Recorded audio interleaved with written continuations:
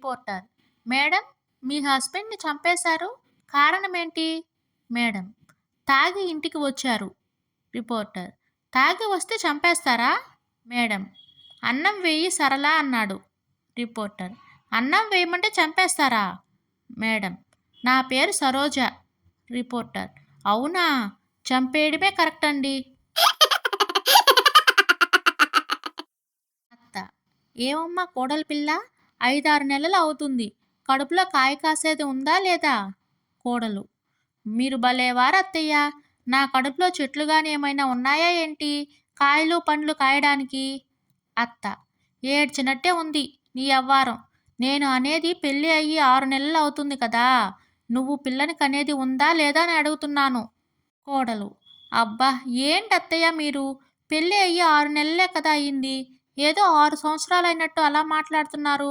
ఊరికే ఎందుకు అలా సతాయిస్తున్నారు? అయినా మేము ఇప్పుడే పిల్లల్ని కనకూడదు అనుకుంటున్నాం. అత్త: అమ్మో అమ్మో, నేనేమో మనవడితో మనవరాలనో ఇస్తే వాళ్ళతో ఆడుకోవాలని చూస్తుంటే మీరు ఇలాంటి పనులు చేస్తున్నారా? మన పక్కింటి వాణిని చూడు, పెళ్ళి అయ్యి 3 నెలలు కాలేదు, అప్పుడే నీళ్లు పోసుకుంది. అలా ఉండాలి కోడలంటే. చుట్టుపక్కల పిల్లలు చూస్తుంటే నా ఇంట్లో పిల్లలు లేరని నా కళ్ళల్లో నీళ్లు తిరుగుతున్నాయి. మన ఇంట్లో కూడా పిల్లలు ఉంటే నేను వాళ్ళతో ఆడుకునేదాన్ని కదా. కోడలు: అబ్బబ్బా ఏంటి రాద్ధాంతం అత్తయ్య. మేము పిల్లల్ని వద్దు అనుకుంటున్నాం కానీ ఇప్పటి వరకు ఎలాంటి మెడిసిన్ యూజ్ చేయలేదు. ఇప్పుడే పిల్లల్ని వద్దు అని చెప్పింది నేను కాదు, మీ అబ్బాయి అన్నారు. నాకు అసలు అలాంటి ఆలోచనే లేదు. మీరు నా మీద కోపడడం అరవడం కాదు. మీరు ఏదైనా చెప్పాలి అంటే మీ అబ్బాయితో చెప్పుకోండి. కోడల మీద కాదు మీ పెత్తనం చూపించడం. చేతనైతే మీ కొడుకుని అడగండి. అంతేగాని నా మీద అరవకండి. అత్త: అమ్మో అమ్మో, నా కోడలు ఎంత పెద్ద నోరు వేసుకుని మాట్లాడుతుందో చూడు. అత్తగారన్న భయం లేదు, మర్యాద లేదు. అన్నేసి మాటలు మాట్లాడుతుంది. నేనైతే మా అత్తగారిని ఒక్క మాట కూడా అనేదాన్ని కాదు.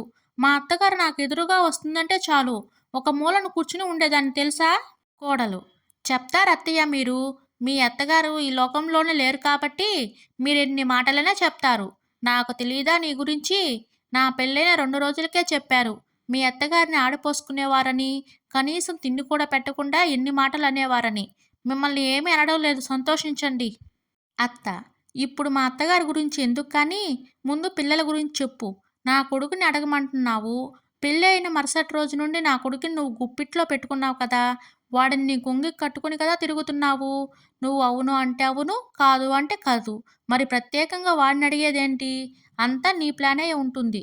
నాకు తెలీదా నా కొడుకు గురించి? ఎంత మార్చేశావే కోడలా నా కొడుకుని. పెళ్ళికి ముందు అమ్మ అమ్మ అని నా చుట్టూ తిరిగేవాడు. ఇప్పుడు అమ్మ అల్లమైంది, పెళ్ళాం బెల్లమైంది. నాకిప్పుడిప్పుడే అర్థమవుతుంది. ఇప్పుడే పిల్లల్ని కంటే నీ అందం తగ్గిపోతుందని పిల్లల్ని కనడం లేదు. కోడలు: అత్తయ్య, కొంచెం మర్యాదగా మాట్లాడండి. పెద్దవాళ్ళు కదా అని ఊరుకుంటుంటే నోటికి ఎంత వస్తే అంత మాట్లాడుతున్నారు. మీ అబ్బాయిని రానివ్వండి. ఈరోజు అటో ఇటో తేలిపోవాలి. నేను మీ టార్చర్ భరించలేకపోతున్నాను. రాత్రి 7 గంటలకు వస్తారు. అత్త: ఏమమ్మా కోడలా, నా కొడుకు ఆఫీసు నుండి వచ్చినట్టున్నాడు. నా గురించి చెప్పేశావు కదా. అన్నీ చెప్పేశావా? నా మీద కోపం వచ్చి నా మీద అరిచేలా చేసేసావా? కోడలు: మిమ్మల్ని చూస్తుంటే నాకు ఒకటి అనిపిస్తుంది అత్తయ్య. మీరు కోడలుగా ఉన్నప్పుడు మీకు మీ అత్తగారు నచ్చలేదు. మీరు అత్తగారు అయ్యాక మీ కోడలు నచ్చడం లేదు కదా అత్తయ్య. అత్త: అంటే ఏంటి నీ ఉద్దేశం? ఎటు చూసినా నేనే మంచిదాన్ని కాదు అని అంటున్నావా? నేను గయ్యాలి అని నీ ఉద్దేశమా? లేక నేను రాక్షసి అని నీ ఉద్దేశమా? నేను నిన్ను హింసిస్తున్నానని నువ్వు అనుకుంటున్నావా? కోడలు: అబ్బా ఎంత బాగా చెప్పుకున్నావు అత్త నీ గురించి నువ్వు అని మనసులో అనుకుని, అత్తయ్య, మీకు విషయం తెలుసా? మన పక్క వీధిలో ఉండే కుమారి వాళ్ళ అత్తయ్య టార్చర్ భరించలేక వాళ్ళ అబ్బాయి లేని టైం చూసుకుని వాళ్ళ అత్తగారికి నిద్రపోతున్న టైంలో ఆవిడపై దుప్పట కప్పి కర్రతో నడుమిరిగేలా కొట్టిందంట. వాళ్ళ అబ్బాయి వచ్చి అడిగితే, అబ్బే నాకేం తెలియదండి, మీ అమ్మగారు బాత్రూంలో కాలు జారి పడ్డారు, నడుము విరిగిందని చెప్పిందంట అత్తయ్య. నేను మిమ్మల్ని ఎప్పుడైనా అలా చేశానా చెప్పండి అత్తయ్య. అత్త: అమ్మో, ఇది ఇండైరెక్ట్గా నాకే చెప్తుంది. దీని దగ్గర కొంచెం జాగ్రత్తగా ఉండాల్సిందే అని మనసులో అనుకుని, పోనీలే కోడలా, వాళ్ళ గురించి మనకెందుకులే.